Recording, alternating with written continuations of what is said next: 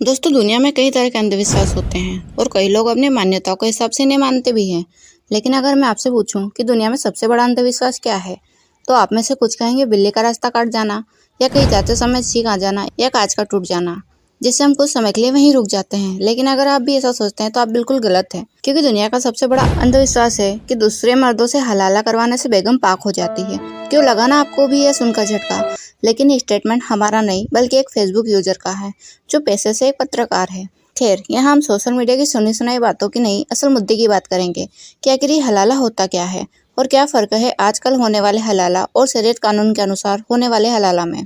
दोस्तों, जैसे कि सब जानते हैं कि हलाला मुस्लिम समाज का एक रिवाज है, जिसमें कि अपनी बेगम को तलाक देने के बाद फिर से उसे निकाह किया जा सकता है। लेकिन यदि कोई मुस्लिम शौहर अपनी बेगम को तलाक दे दे, तो वो तब तक उससे फिर से शादी नहीं कर सकता जब तक उसकी बेगम किसी और से शादी करके उसे तलाक ना दे दे। मतलब ये कि तलाक दी हुई बेगम से फिर से शादी करने के लिए उसे पहले दूसरे की बेगम बनाना जरूरी है।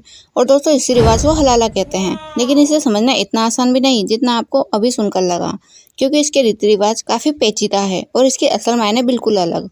आपको बता दें कि मौजूदा वक्त में खुद मुसलमान समुदाय के लोगों ने ही हलाला के असली मतलब को बदल दिया और सिर्फ अपने मतलब और फायदे के लिए हलाला का मतलब भी पूरा बदला जा चुका है।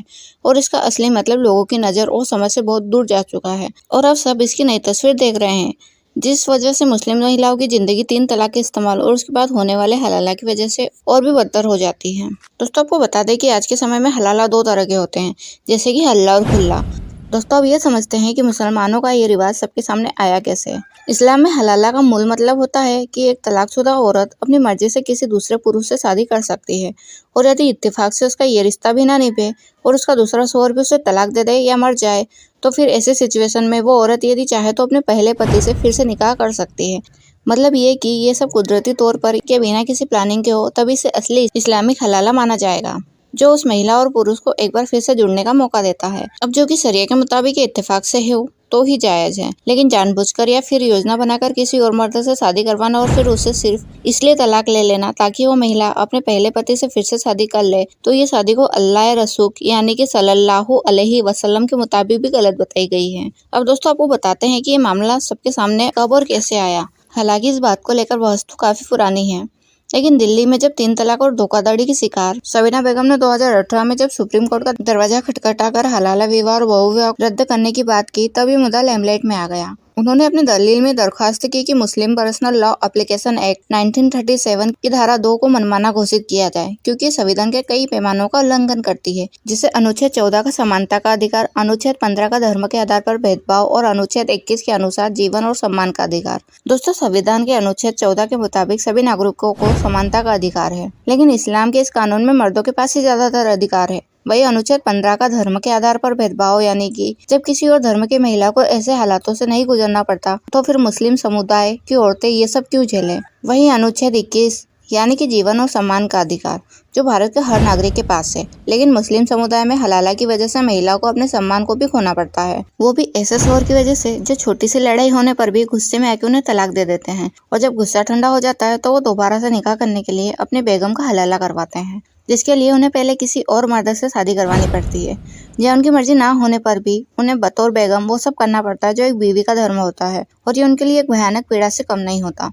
लेकिन दोस्तों, सवाल तो यह है कि क्या इस्लाम में हलाला का यही मतलब है या फिर कुछ अलग, जिसे मर्दों ने अपनी सुविधा के हिसाब से बदल लिया है। तो आइए आपको हलाला के नए रूप के बारे में बताते हैं। दोस्तों, हलाला का नया रूप है हल्ला।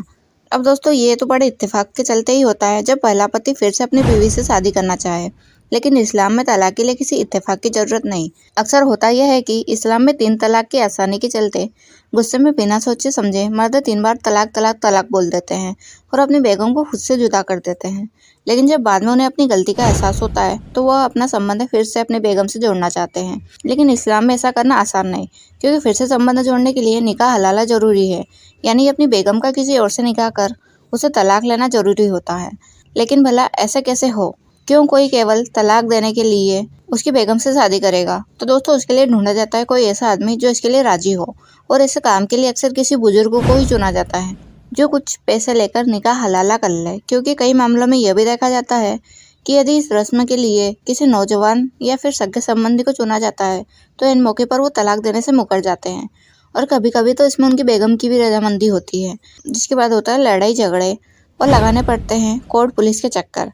लेकिन दोस्तों इसका भी इंतजाम है। यदि मौलवी हलाला मान ले और समझे कि हलाला हो गया तो मौलवी के साथ ही किसी ऐसे इंसान को तय कर लिया जाता है जो निकाह के साथ ही औरत को तलाक देते और इस प्रक्रिया को खुल्ला कहते हैं।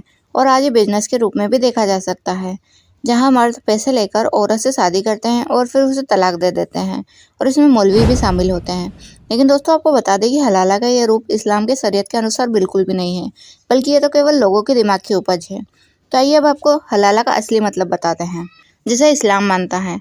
लेकिन उससे पहले ये बता दें कि 3 तलाक का ये मतलब बिल्कुल नहीं होता कि एक ही बार में तलाक तलाक तलाक बोल के रिश्ता खत्म हो जाए। बजाय इसके 3 तलाक होने में 3 महीने या फिर उससे ज़्यादा समय लगता है। अगर महिला और पुरुष के रिश्ते इतने ज़्यादा बिगड़ गए हैं कि अब उनमें सुधार की कोई गुंजाइश ना हो तो काजी और गवाहों के सामने पुरुष महिला को पहला तलाक देता है, जिसके बाद दोनों करीब 40 दिनों तक साथ रहते हैं लेकिन शारीरिक संबंध नहीं बना सकते। इस बीच यदि उनको लगता है कि उनका फैसला गलत है या फिर जल्दीबाजी में लिया गया है तो सबको ये बता के फिर से एक साथ रह सकते हैं कि उनके बीच अब सब ठीक हो गया है। लेकिन यदि उनके बीच सब ठीक नहीं होता तो पुरुष 40 दिनों के बाद फिर से जाकर सबके बीच दूसरा तलाक देता है और लगभग फिर से दोनों पति पत्नी इतना ही समय साथ गुजारते हैं। और यदि इस बार भी दोनों के संबंधों में कोई सुधार नहीं होता और वो साथ नहीं रहना चाहते तो फिर तीसरे तलाक के साथ ही दोनों हमेशा के लिए अलग हो जाते हैं। और इस पूरी प्रक्रिया में करीब करीब 4 महीने तक का समय लग जाता है।